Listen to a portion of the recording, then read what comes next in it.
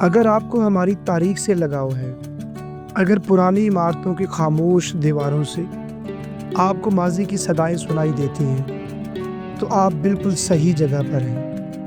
اس video کو آخر تک دیکھیے گا کیونکہ ہم جا رہے ہیں ایک ایسی مسجد کی جانب جو مغلیہ دور کے زوال کے آخری لمحوں میں تعمیر ہوئی، مسجد نواب بہادر خان۔ اور اگر آپ چاہتے ہیں کہ آپ کے پاس پاکستان کے تاریخی ورثے کی ہر کہانی سب سے پہلے پہنچے تو ہمارے چینل کو ابھی سبسکرائب کریں، بیل آئیکن دبائیں اور ہماری اس تاریخی مہم کا حصہ بن جائیں۔ لاہور صدیوں سے ثقافت، مذہب، فن تعمیر اور روایات کا مرکز رہا ہے، مگر ہر ورثہ بادشاہی مسجد یا مسجد وزیر خان جتنا معروف نہیں ہوتا۔ آج ہم جس مسجد پر بات کرنے جا رہے ہیں وہ ہے مسجد نواب بہادر خان، ایک ایسی جگہ جو شاید اب عام راہگیروں کی نظروں سے اوجھل ہو چکی ہے، مگر اس کی دیواریں آج بھی مغلیہ دور کی آخری سانسوں کی گواہ ہیں۔ یہ مسجد لاہور کے تاریخی علاقے میں واقع ہے، ایک مصروف بازار، چھوٹی اور تنگ گلیاں اور ماضی کے نقوش سے بھرا ماحول۔ مسجد نواب بہادر خان آج ایک چھوٹے سے احاطے میں واقع ہے جہاں وقت جیسے تھم گیا ہو۔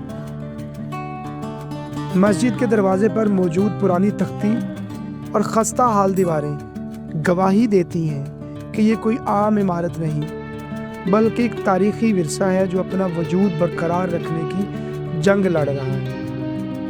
نواب بہادر خان مغلیہ سلطنت کے آخری دور کے اہم امراء میں سے ایک تھے۔ ان کا تعلق غالباً دلی یا لاہور کے معزز مغل خاندان سے تھا۔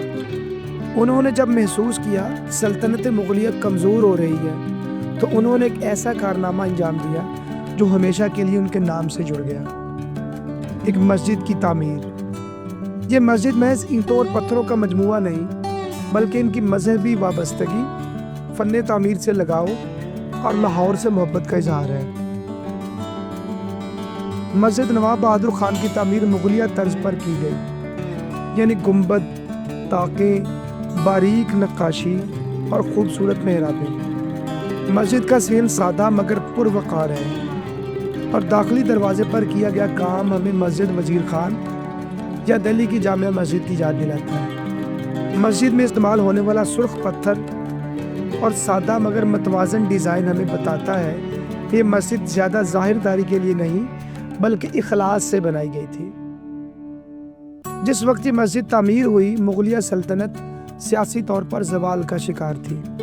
دلی، لاہور اور دیگر علاقوں میں بادشاہ کا اختیار محض نام کا رہ گیا تھا۔ ایسے دور میں عبادت گاہوں کی تعمیر دراصل روحانی طاقت کا اظہار ہے۔ نواب بہادر خان نے مسجد تعمیر کر کے یہ پیغام دیا کہ اگر حکومت کمزور ہو چکی ہے تو ایمان ابھی بھی مضبوط ہے۔ یہ مسجد ہمیشہ سے مقامی آبادی کے لیے روحانیت کا مرکز رہی ہے۔ یہاں نہ صرف 5 وقتہ نمازیں ادا کی جاتی ہیں بلکہ رمضان، عید، محرم اور دیگر مواقع پر لوگوں کا ہجوم مسجد میں امن اور سکون کی تلاش میں آتا رہا ہے۔ مسجد کا خطیب عام طور پر ایک بزرگ عالم ہوتا ہے جو لوگوں کو صرف دین ہی نہیں بلکہ معاشرتی اصلاح کا پیغام بھی دیتا ہے۔ یہ مسجد جس علاقے میں واقع ہے وہ کبھی لاہور کا علمی، تجارتی اور مذہبی مرکز ہوا کرتا تھا۔ یہاں مدارس، مکتب، کتابوں کی دکانیں اور حاجی صاحبان کا آنا جانا لگا رہتا تھا۔ مسجد ان تمام سرگرمیوں کا مرکز تھی۔ جیسے دل پورے جسم میں خون پمپ کرتا ہے ویسے یہ مسجد علاقے کو روحانیت فراہم کرتی تھی۔ ہم نے مسجد کے ارد گرد کچھ بزرگوں سے بات کی۔ ایک بابا جی نے کہا کہ میرے والد جہاں جمعے کی نماز پڑھنے آتے تھے اس وقت مسجد نئی نئی بنی تھی، لوگ وضو کر کے ننگے پاؤں آتے اور مسجد کی ٹھنڈی زمین پر سجدے میں گر جاتے۔ ایک اور خاتون نے بتایا یہ مسجد میرے دادا کی شادی کی جگہ تھی، اس زمانے میں نکاح اکثر مسجدوں میں ہوا کرتے تھے۔ یہ یادیں اس مسجد کو صرف ایک عمارت نہیں بلکہ لاہور کی اجتماعی یادداشت کا حصہ بنا دیتی ہیں۔ بدقسمتی سے مسجد نواب بہادر خان کو وہ مقام نہیں ملا جو اسے ملنا چاہیے تھا۔ وقت کے ساتھ ساتھ حکومت اور عوام دونوں کی توجہ دوسری بڑی مساجد کی طرف رہی۔ اس مسجد پر وقت نے زنگ بٹھا دیا، در و دیوار بوسیدہ ہونے لگے اور کئی مقامات پر دراڑیں آ چکی، مگر اگر اب بھی ہم نے توجہ نہ دی تو شاید اگلی نسل صرف تصویروں میں یہ مسجد دیکھے۔